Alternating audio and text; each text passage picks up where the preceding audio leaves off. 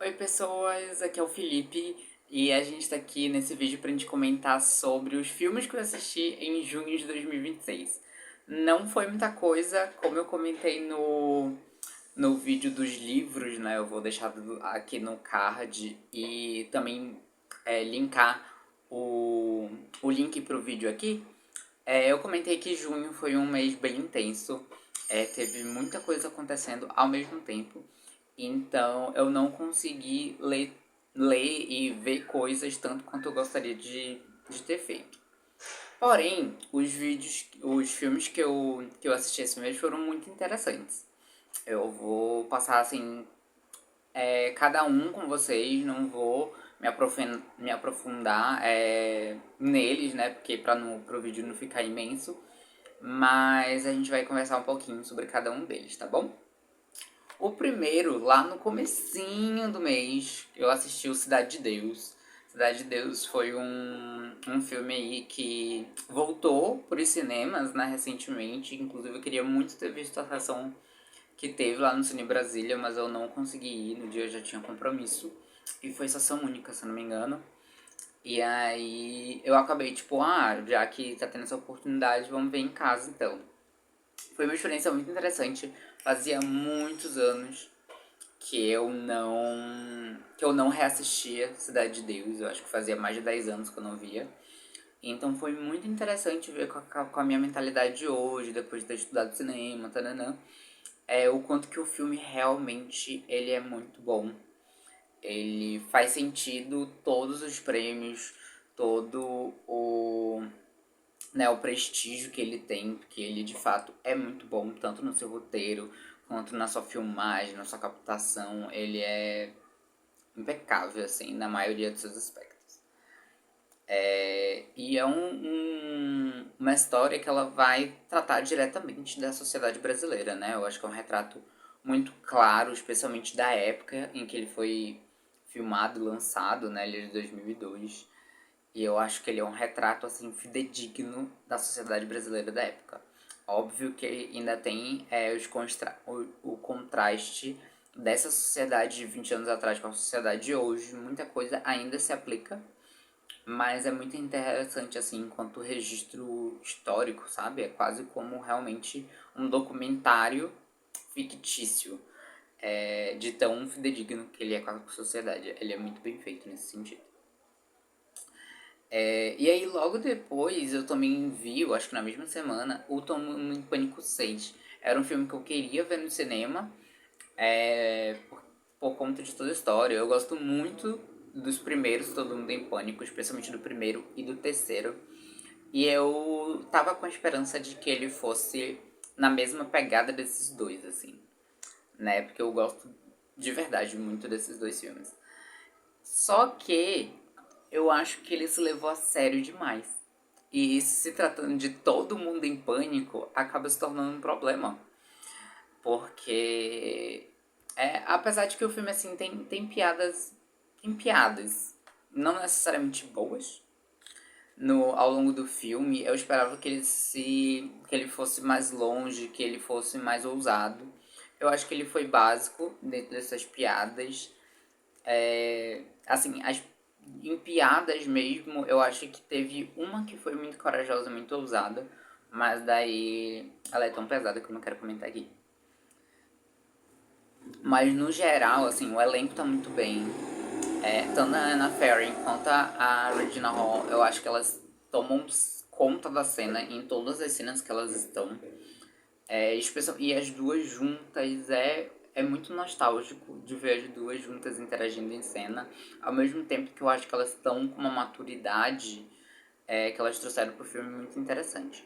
Se fosse um filme assim de terror, seria muito interessante, inclusive, ver as duas no filme de terror, não sendo necessariamente da franquia Todo Mundo em Pânico. Mas eu acho que elas estavam muito bem no papel como um todo. Os irmãos Wayne, eu acho assim que eles estavam numa leve ego trip nesse filme. Eu acho assim que eles pouco prestaram, pouco se prestaram a, a ousar ou a tentar algo novo em atuação. Eu acho que eles estavam meio que fazendo caricatura de si mesmos, pensando nos filmes anteriores, então eu me decepcionei bastante nesse sentido. Mas no geral foi um filme assim gostosinho de ver. É isso, eu esperava muito desse filme e ele me entregou muito pouco em retorno. Mas no geral, assim, foi um filme interessante de assistir. O final, eu acho que o final foi muito interessante, porque eu acho que tem a metalinguagem com a própria franquia, o que foi muito divertido. Mas ao mesmo tempo eu acho que poucas pessoas poderiam entender de um contexto tão profundo quanto os bastidores de Todo Mundo em Pânico, sabe? Mas foi legal. Pra mim o grande defeito foi que ele se levou muito a sério, assim. Em muitos momentos eu tava me sentindo assistindo um novo filme de Pânico ao invés de Todo Mundo em Pânico, sabe? E aí, seguindo aí mais pro meio do mês, eu assisti o Confessions 2, que foi o filme que a Madonna fez em promoção, né, do Confessions on a Dance Floor Number 2, que é um álbum que eu tô ansiosíssimo pra escutar e pra ver toda a promoção. Enfim, é um álbum, assim, que tá sendo muito aguardado e que ela tá entregando em suas promoções. Tá sendo uma promoção impecável. E esse filme também foi muito bom de assistir, com todas as músicas que ela disponibilizou nesse Confession e toda a estética que ela criou para esse filme em específico, com todas as participações especiais, enfim, foi um filme muito, muito gostoso de assistir. É óbvio que ela brinca aí com, com a noite e com o dia, que ela tá nessa proposta de que a pista é a todo momento que você quiser, mas eu gosto muito da estética, principalmente noturna, desse curta.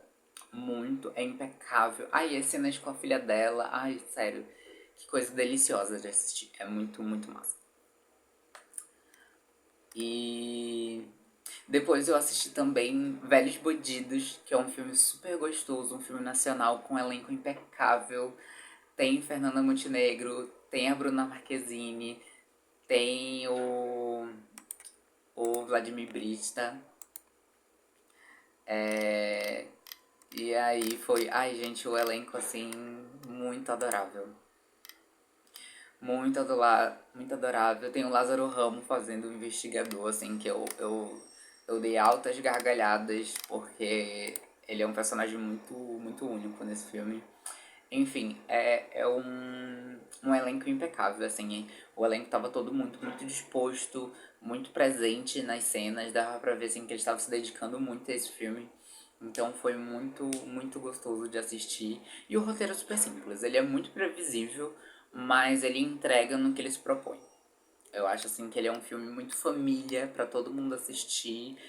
Não lembro de nenhuma piada pesada, por exemplo. Mas apesar do tema no geral ser, né? Porque vai tratar de roubo, sequestro e muita coisa louca. Mas ele é um filme assim leve, mesmo com temas tão pesados. E isso foi muito divertido de assistir. Eu assisti de manhãzinha antes de ir pro trabalho, então já deixou meu dia feliz. E aí também, trazendo, eu acho que eu vi bastante coisa no cinema esse mês e bastante coisa nacional. Eu tava priorizando ver no cinema os filmes nacionais porque muitas vezes demora a chegar no streaming ou nem chega e Drive tá sendo um grande caos, né? Eles estão caindo muito fácil ultimamente. Então eu sabia que eu precisava assistir, porque senão eu não saberia quando que eu teria a oportunidade novamente de assisti-los. E aí eu vi no cinema o Trago Seu Amor, que é um novo filme nacional, aí uma comédia romântica, envolvendo bruxa, envolvendo um pouco sobre a juventude atual, né, brasileira. E foi um filme muito interessante de assistir, foi muito gostoso. Eu gostei muito do filme. Eu vi que ele estava sendo um pouco criticado aí principalmente pelo público e pela crítica especializada, porque ele é um filme simples, ele é um filme previsível, e sim, ele é. E isso não necessariamente é um problema, gente. Ver filmes assim, tipo, tranquilos e simples, e que você pode simplesmente só assistir aquela história, que você meio que já sabe o rumo que ela vai tomar, mas que ainda assim tem elementos novos e tem um elenco tão bom quanto esse filme tem. Eu acho que isso se torna muito pequeno perto do filme que ele de fato é. Eu acho que todo o elenco estava muito impecável. Ele é encabeçado pela Giovanna Grigg, que eu acho que tá no papel assim que é impecável. Eu acho que foi feito para ela e ela atuou impecavelmente bem. O Diego Martins também tá muito bem no papel. E a Gia Soares também. Eu acho que esse trio, eu acho que ele se dá muito bem em cena. E ele não deixa o filme esmorecer em nenhum momento. E os restantes do elenco coadjuvante, assim como as participações, eu acho que também foram muito bem encaixadas. Eles estavam muito dispostos e tranquilos nos papéis. Então eu acho que assim, o elenco como um todo foi a base pro filme. E o roteiro, ele é muito interessante. Ele cria uma mitologia própria pro filme, ao mesmo passo de que, como eu comentei, ele é muito previsível. Mas eu não achei isso um problema. Pra mim foi muito gostoso. Foi um filme leve, muito interessante, que eu gostei bastante. Óbvio que, assim, poderia ser ter mais surpresas, principalmente pro final, mas ao mesmo tempo não era necessariamente essa a proposta. Então eu acho que no contexto que ele queria entregar, ele entregou muito bem o filme inteiro. E aí também, seguindo nessa saga aí de filmes que eu vi no cinema, eu tá tendo os relançamentos do filme da saga Crepúsculo no cinema, em comemoração aos 20 anos da franquia. E é uma loucura pensar que Crepúsculo já existe há 20 anos, gente. Que loucura. É, realmente eu era uma criança quando esse troço surgiu. E eu consumia intensamente, enlouquecidamente, quando tanto os livros quanto os filmes chegaram aqui no Brasil. Então rever essa saga aí 20 anos depois, né, tá sendo muito interessante. Muito interessante mesmo. Ainda mais no cinema, enquanto eu acho que tá sendo uma experiência muito interessante de viver, porque são várias gerações indo ao cinema viver essa experiência juntos. A minha geração é uma geração que ela vem de Crepúsculo desde o seu início e dá pra perceber assim que a geração mais nova também tá tentando consumir pela importância que a saga tem, e etc, etc. E aí, gente, gritaria no cinema, comoção, e teve gente que chorou. Gente, que loucura. É muito divertido de ver Crepúsculo no cinema. Eu vi o Lua Nova no mês passado e eu vi agora o Eclipse. Muito massa. E é óbvio, o filme em si é muito louco, assim, que na época que eu lia, o Eclipse era o meu livro favorito, e hoje em dia é o livro que eu menos gosto, eu acho. Apesar de que eu preciso reler ainda o Amanhecer, porque eu odiei a parte do Jacob. Eu acho que eu li 2 capítulos daquele segmento do Jacob e eu só dropei, assim, que juro que coisa horrível. Mas ainda pretendo reler, assim. Eu acho que eu não. Como em breve deve relançarem de novo o Amanhecer no, nos cinemas e a minha cópia, né? A minha edição, meu livro tá lá em Manaus ainda, eu acho que não vai dar tempo de reler antes de ver o filme nos cinemas. Mas de qualquer forma, em algum momento eu vou reler aí pra reler tudo bonitinho. Mas, enfim, no geral tá sendo uma experiência muito gostosa de rever Crepúsculo no cinema. E aí eu vi também, logo que lançou, assim, 15 dias no cinema, que é uma adaptação do livro do Vitor Martins, que é um livro que eu li no seu lançamento, e eu peguei o autógrafo do Vitor agora na Pacon, né, que teve agora em junho lá em São Paulo. Então, eu acho que ver esse filme depois de ter conversado com o Vitor, foi a primeira vez que eu encontrei com o Vitor pessoalmente, inclusive, e ele é um querido, ele é uma pessoa que eu admiro há bastante tempo, né? Desde que eu li o 15 Dias, lá no seu lançamento, enfim. E aí foi muito gostoso de ver esse filme de cinema, porque eu acho que foi uma celebração para toda a comunidade literária brasileira, de uma forma geral, especialmente para quem acompanha o trabalho do Vitor há tanto tempo. Foi realmente uma comemoração e uma experiência coletiva nesse sentido. Eu não tô tão presente no fandom do Vito ultimamente, por questão de vida mesmo, eu não consigo estar presente basicamente em nenhum fandom ultimamente. Mas depois que eu vi o filme e queria conversar com as pessoas, eu conversei com algumas pessoas que eu sei que gostam do trabalho dele também. Então foi legal trocar essas figurinhas, muito interessante. E o filme em si, eu acho que ele é um filme muito gostoso. Ele é uma comédia romântica adolescente que ela é necessária, assim, para essa nova geração. Eu sinto que a minha geração teve filmes muito importantes, muito relevantes, como o Hoje Eu Quero Voltar Sozinho, do Daniel Ribeiro, que eu também conheci na Popcorn, inclusive, queriducho. Mas eu sinto, assim, que tava faltando uma comédia romântica e um filme, assim, para debater sobre homossexualidade e sobre romances LGBT de uma forma mais ampla aí, dentro da nossa sociedade, que ainda é muito homofóbica, infelizmente, mas que tem esses projetos que levantam novamente o debate e fazem a nossa sociedade seguir para frente. Esse é um filme muito importante, ele é muito sensível. Eu acho que ele foi tratado de uma forma muito querida por toda a equipe. E o elenco tá muito bem. Nossa, a Débora Falabella, assim, impecável no seu papel. Assim como os protagonistas também estão muito bem dentro de suas possibilidades, dentro dos seus diálogos. Cada um com o seu conflito ali. Então foi muito gostoso de assistir. E eu já tendo passado por muita coisa nessa vida, é muito interessante ver que eles já passaram pelas mesmas coisas, que eles estão passando pelas coisas que muitas vezes eu já passei, e que muito possivelmente adolescentes estão passando no momento. Então, saibam que sim, passa e que a gente fica bem depois, ou mesmo se você ainda não estiver bem, em algum momento vai ficar. Vai ter alguma comunidade que vai lhe acolher e que vai lhe impulsionar para cima. Então não desista, não fique triste só por ser quem você é, porque você merece ser quem você é. Isso é muito importante. E eu gostei muito do filme como um todo, assim. Ele é impecável, inclusive na trilha sonora. Ah, que trilha sonora gostosa. Muito massa. E aí eu também vi Rokun, assim, numa manhã que eu tava, tipo, que eu acordei super cedo. Eu disse, vou ver um filminho. E eu queria ver esse filme desde quando lançaram o trailer oficial.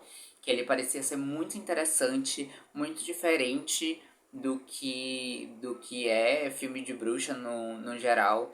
Então eu fiquei muito ansioso pra ver esse filme. E eu acho que ele entregou o que ele tinha como proposta. Não necessariamente era o que eu esperava do filme, mas eu acho que ele também nunca se vendeu mais do que ele queria se vender, sabe? Eu acho que a expectativa vem da gente mesmo. O elenco tá muito bem, o Adam Scott, ele tá, assim, muito bem no papel, com todas as nuances, com todas as peculiaridades do personagem dele. Ele tá muito bem.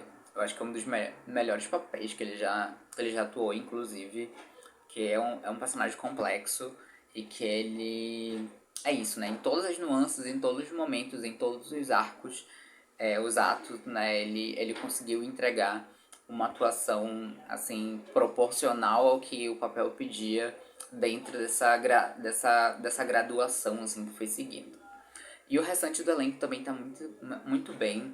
Assim, é um filme de mistério, querendo ou não, né? De investigação.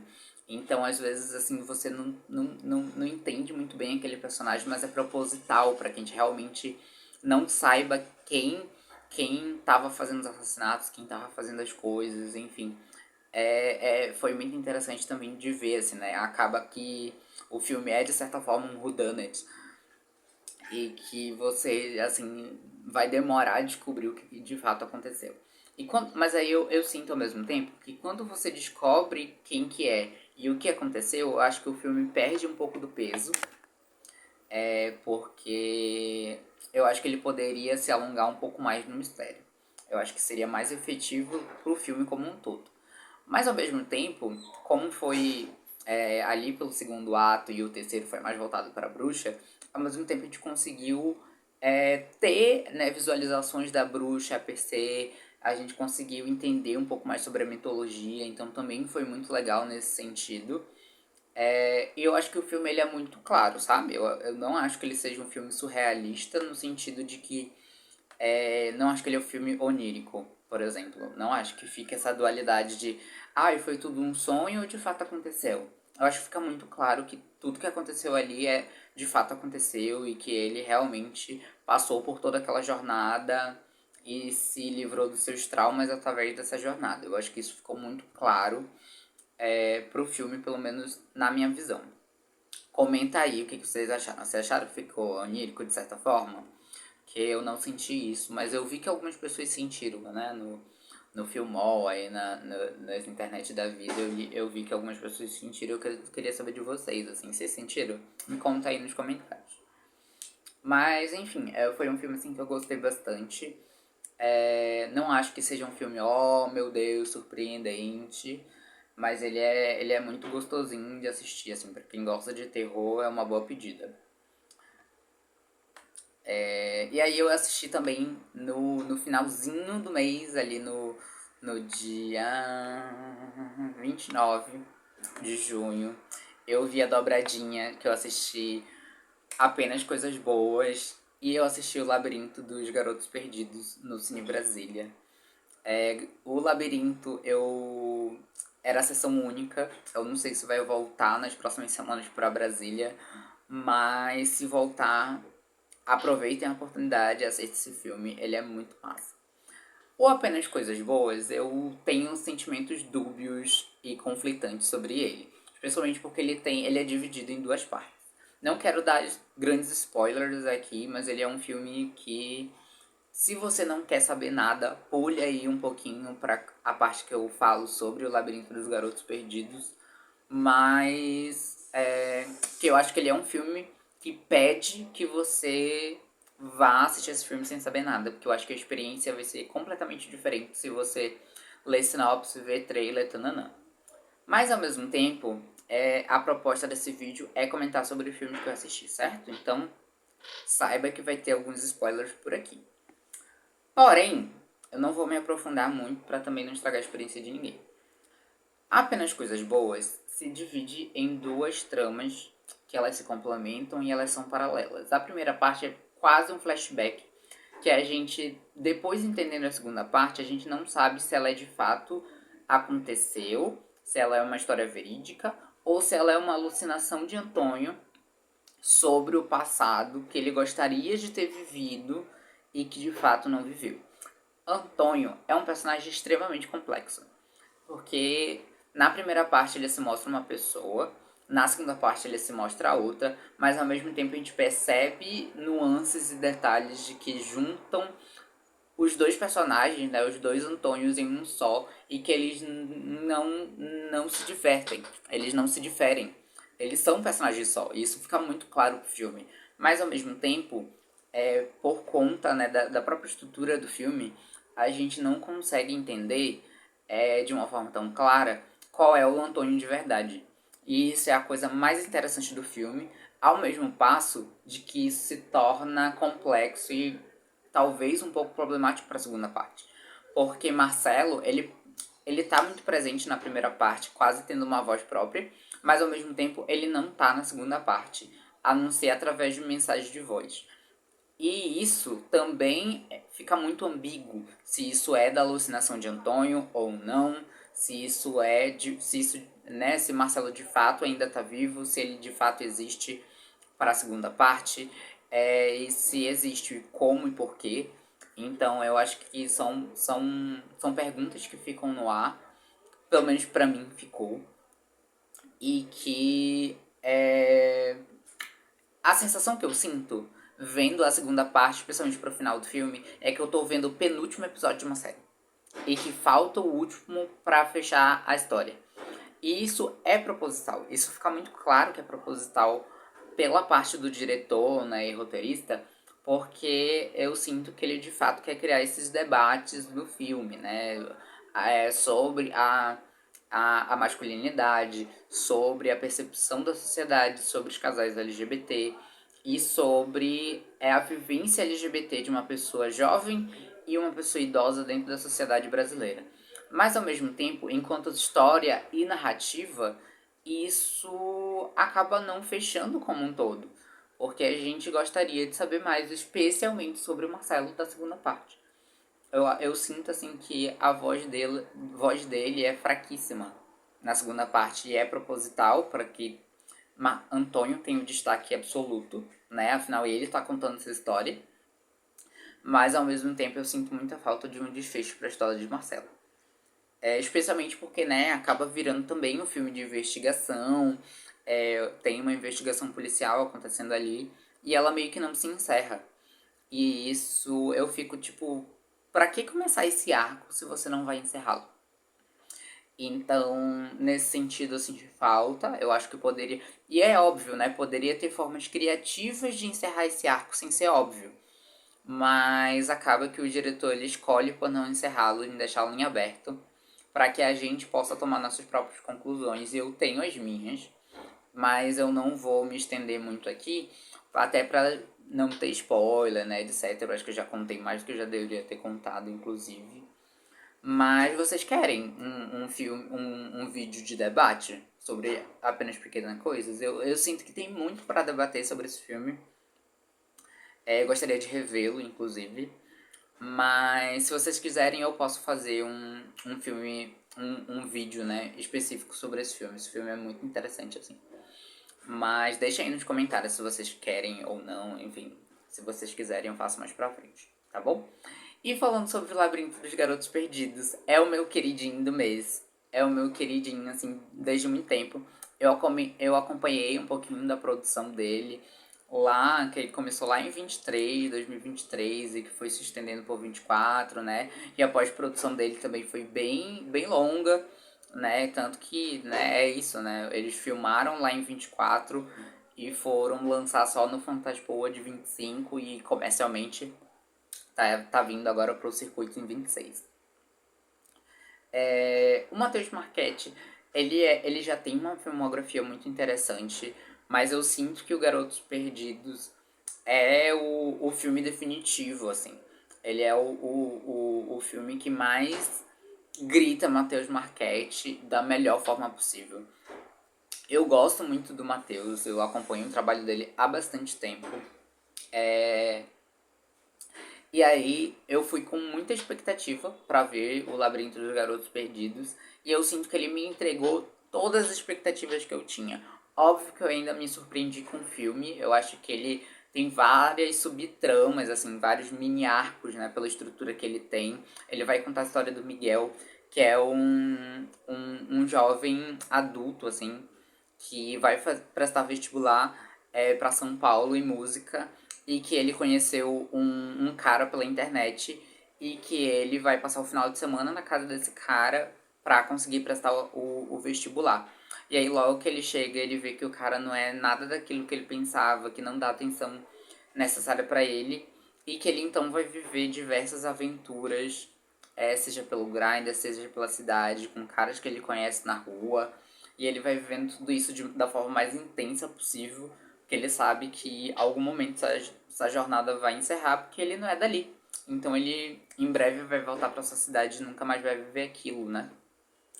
Então ele vive aquela noite da forma mais intensa possível. E é muito louco, assim, que tem um assassino à solta em São Paulo matando os LGBTs através dos encontros em aplicativos. Então meio que qualquer encontro que ele tem é um perigo em potencial, mas mesmo assim ele se entrega para aquela noite da forma mais maluca e absurda possível.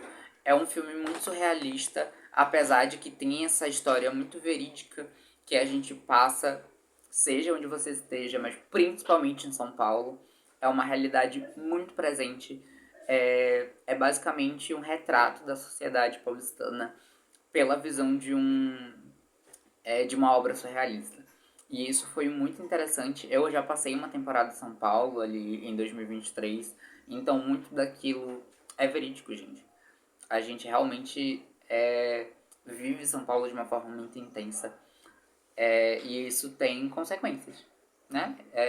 Eu acho que o filme trata isso de uma forma muito clara, muito objetiva e muito sensível em muitos momentos. Que eu acho que é isso, a sociedade LGBT, principalmente brasileira, ela é muito sensível, ela tem muitos pontos a evoluir ainda, a gente enquanto sociedade como um todo.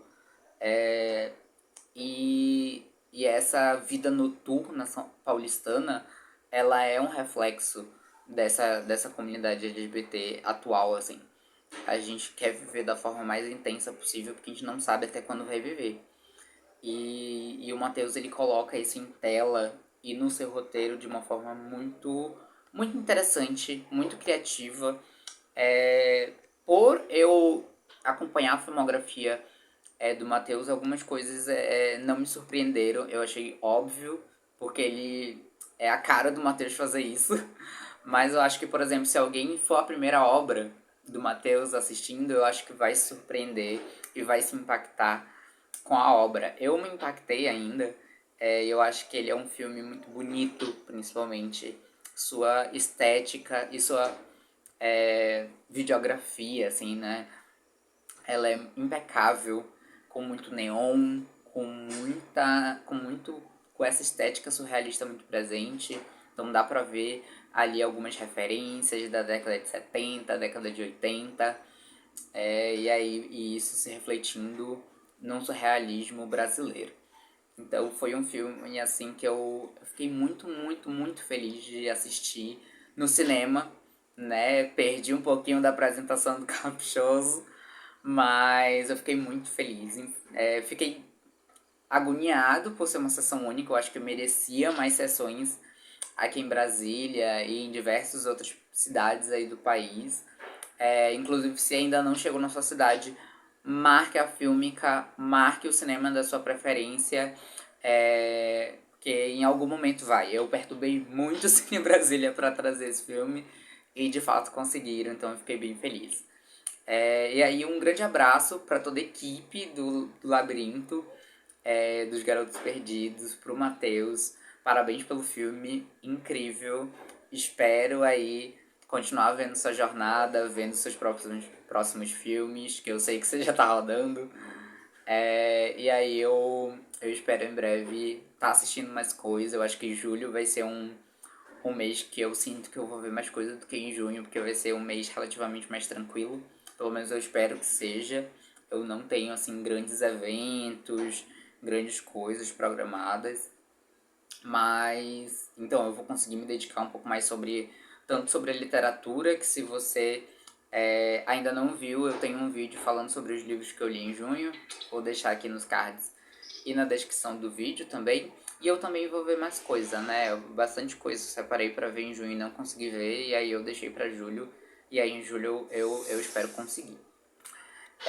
E é isso, gente. No resumo é isso. Se você gostou de algum filme ou ficou interessado, deixa aí no comentários pra gente debater um pouquinho sobre isso. Deixa aí se você tá muito empolgado pra ver alguma coisa em julho também. Ou alguma coisa em junho que você queria muito ter visto e não conseguiu. Enfim, vamos trocar essas figurinhas aí. E eu vejo vocês no próximo vídeo. Tchau!